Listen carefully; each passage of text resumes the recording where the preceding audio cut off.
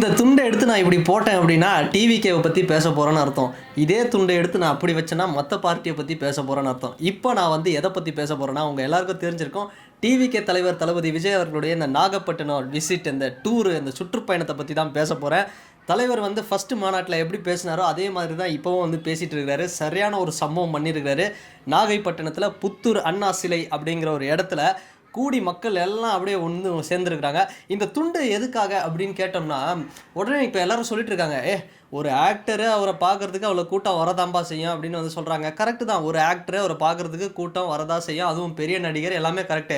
ஆனால் வர்ற கூட்டத்தில் 95% பேர் இது மாதிரி துண்டு போட்டுட்ருக்குறாங்களே, அவங்கெல்லாம் சும்மா ஏதோ கூட்டத்தை பார்க்கணுன்னு வராங்களா, இல்லை வெறும் ரசிகர் கூட்டமா? இல்லை, வர படம், அந்த படை பலம் அப்படிங்கிறது அது தொண்டர்கள் தான் வந்து அப்படி வராங்களே தவிர சும்மா ஏதோ வாய் புளித்ததோ மாங்காய் புளித்ததோ அப்படிங்கிற மாதிரி வந்து பேசிடக்கூடாது. அண்ட் இன்னைக்கு தளபதி ஸ்டார்ட் பண்ணும்போதே சும்மா வேறு லெவலில் ஸ்டார்ட் பண்ணார். அதாவது பெரியார், அண்ணா இவங்களை வந்து முதன்மைப்படுத்தி வந்து ஒரு ஸ்பீச்சை வந்து தொடங்கினார். இதை தாண்டி மதச்சார்பின்மை, மத நல்லிணக்கத்துக்கு புகழ்பெற்ற ஒரு இடம் நாகை மாவட்டம் அப்படின்னு சொல்லியிருந்தார்.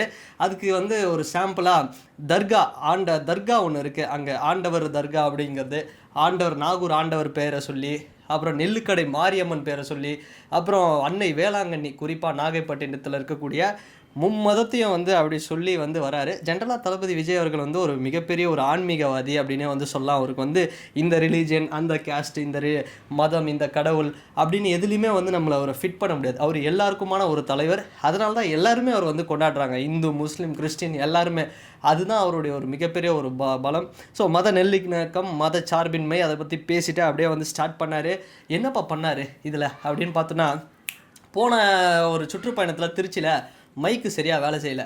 பட் இந்த வாட்டி மைக்கு சுமார் 2 மைக்கு, டபுள் மைக்கு லைவாக அப்படி ஒரு ஸ்பீச்சு, அப்படி ஒரு பர்ஃபார்மன்ஸை வந்து பண்ணி சம்பவம் பண்ணிட்டார் அப்படின்னு தான் சொல்லலாம்.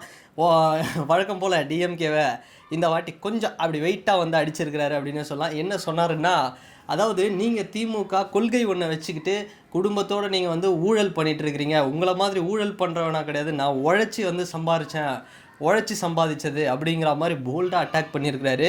இன்னொரு பக்கம் இந்த பாலா, சரக்கா, பாஷாவா, ஆண்டனி, அந்த வெட்டு கிளியா, இல்லை இந்த வெட்டு புலியா, இல்லை அந்த செத்த எலியா அப்படிங்கிற மாதிரி வந்து ஒரு மாதிரி ரைமிங்காக வேறு லெவலில் ஒரு சம்பவம் வந்து தளபதி விஜய் அவர்கள் வந்து சொல்லிக்கிட்டே வந்தார்.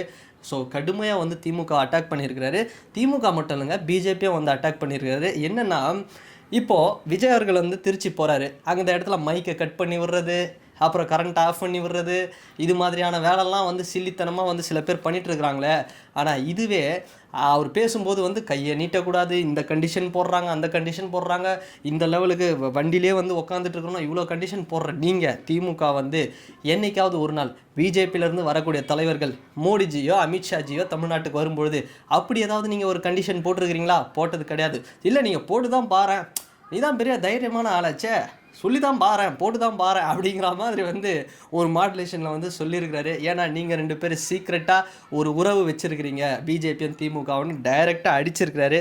சரி, இதை மட்டும் தான் சொன்னாரா அப்படின்னா, நிறைய நாகப்பட்டினத்தில் இருக்கக்கூடிய பிரச்சனைகள், அங்கே பஸ் ஸ்டாண்ட்லேருந்து ஆரம்பித்து பிரிட்ஜு மேம்பாலம்லேருந்து, அப்புறம் அங்கே இருக்கக்கூடிய மீனவர்கள், குறிப்பாக நாகப்பட்டினம் அப்படிங்கிறது விவசாயிகளும் மீனவர்களும் பெரிய லெவலில் இருக்கிறாங்க. இறால் பண்ணை அதிகமாக இருக்குது. அதில் நடக்கக்கூடிய முறைகேடுகள் இல்லாமல், அந்த கடல் அரிப்பு ஏற்படுறது, அந்த ஒரு மீனவர்களுக்கு அதனால் ஒரு சஃபர் இல்லாமல், இது மாதிரியான நிறைய விஷயங்களை வந்து எடுத்து அட்ரஸ் பண்ணி நாகைப்பட்டினத்தில் இருக்கிற பிரச்சனைகள் எல்லாத்தையுமே வந்து சொல்லியிருக்கிறாரு.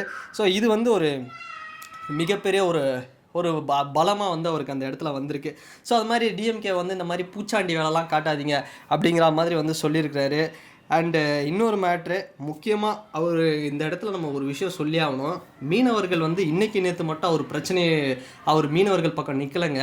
16 வருஷத்துக்கு முன்னாலே வந்து அவர் இலங்கை மீனவர்கள் பிடிபற்ற பிரச்சனையாக இருக்கட்டும், கச்சத்தீவு பிரச்சனையாக இருக்கட்டும், இது மாதிரியான பிரச்சனைகளில் அப்பத்துலேருந்தே அவர் மீனவர்கள் பக்கம் நிற்கிறார் அப்படிங்கிறத இந்த இடத்துல ஒரு பெரிய அட்ரஸ் ஒன்று பண்ணியிருக்கிறாரு. அது வந்து நம்ம பாராட்ட வேண்டிய விஷயம். இது கண்டிப்பாக அவருக்கு வந்து ஒரு மிகப்பெரிய ஒரு பலத்தை வந்து சேர்க்கும் அப்படின்னே வந்து சொல்லலாம். ஸோ இந்த மாதிரியான விஷயத்தெல்லாம் வந்து பேசிகிட்டு இருந்தார் தளபதி. லாஸ்ட் நிறைய இஷ்யூ இருந்ததுங்க, உண்மையாக ஒத்துக்கலாம். அந்த மைக்கு சரியில்லை, மைக்கு மட்டும் கரெக்டாக இருந்ததுன்னு வைங்களேன், திருச்சியே மாவட்டம் இன்னும் ஒரு பிளாஸ்ட் ஆகிருக்கும். ஆல்ரெடி இதுக்கே வந்து பிளாஸ்ட் ஆயிடுச்சு. பட் இப்போ இந்த நாகை மாவட்டம் எப்படி இருக்குன்னா பார்க்குறதுக்கே சும்மா அப்படியே வேறு லெவலில் ஒரு தொண்டர்களுடைய படை அப்படிங்கிறத திரும்ப இறக்கியிருக்கிறாரு. ஸோ ரொம்ப சூப்பராக இருந்தது இந்த ஸ்பீச் அப்படின்னு சொல்லலாம். டிஎம்கேவுக்கு அட்டாக்கு.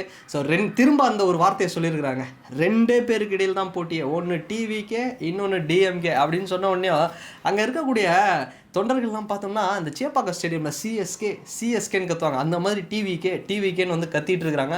அப்படி ஒரு சப்போர்ட் போகிற இடத்துல எல்லா இடத்துலையுமே வந்து விஜய் அவர்களுக்கு வந்து ஒரு மிகப்பெரிய ஒரு தொண்டர் படைபலம் வந்து இருக்குது, ஒரு சப்போர்ட் இருக்குது. ஸோ அப்படி சொல்லலாம். முக்கியமாக வந்து ஏன் வந்து சாட்டர்டே சண்டேஸில் வந்து வரேன் அப்படின்னு வந்து அவர் ஒரு விஷயத்த சொல்லியிருக்கிறாரு.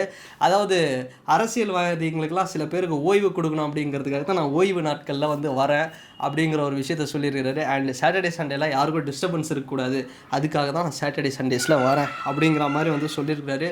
ஸோ 2026 மோதி பார்த்துக்கலாம் வாங்க அப்படிங்கிற ஓப்பன் சேலஞ்ச் வந்து டிஎம்கேவுக்கு விட்டுருக்கிறாரு.